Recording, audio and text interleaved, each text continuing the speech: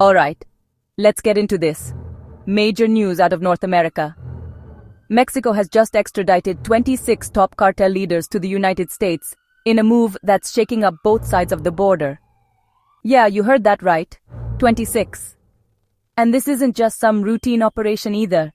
This is the result of a high-stakes deal between the Trump administration and the Mexican government, and it's got everyone talking. So what's actually happening? On Tuesday, August 12th, Mexico handed over these cartel leaders as part of an agreement that's been months in the making.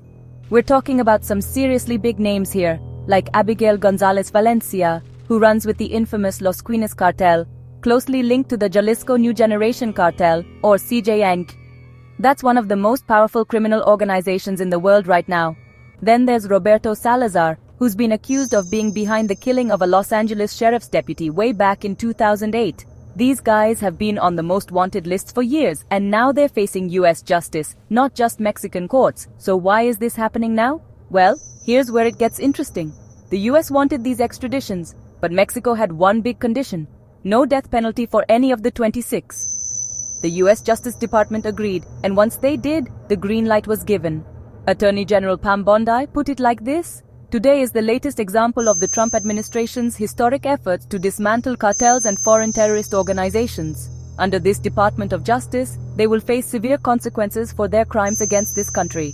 And if you think that language sounds intense, you're absolutely right. The Trump administration has even gone as far as formally designating the CJN as a terrorist organization.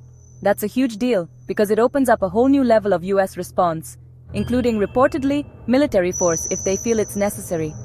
President Trump's top priority, according to the White House, is protecting the homeland.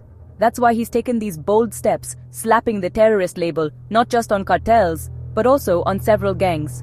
Behind the scenes, there's even talk that Trump secretly authorized US military action against certain Latin American drug cartels.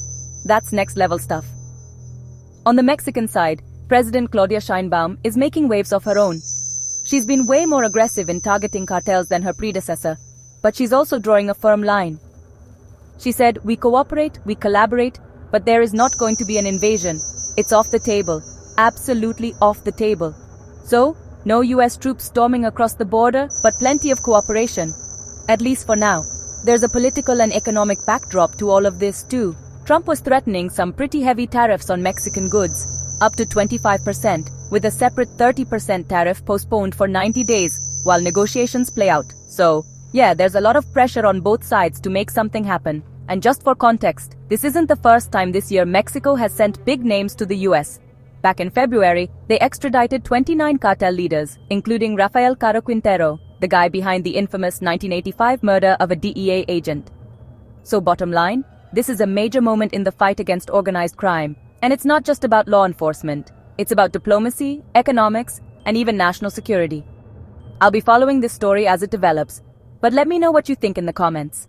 Is this a real step forward, or just more political theater? Thanks for watching, and stay tuned for more updates.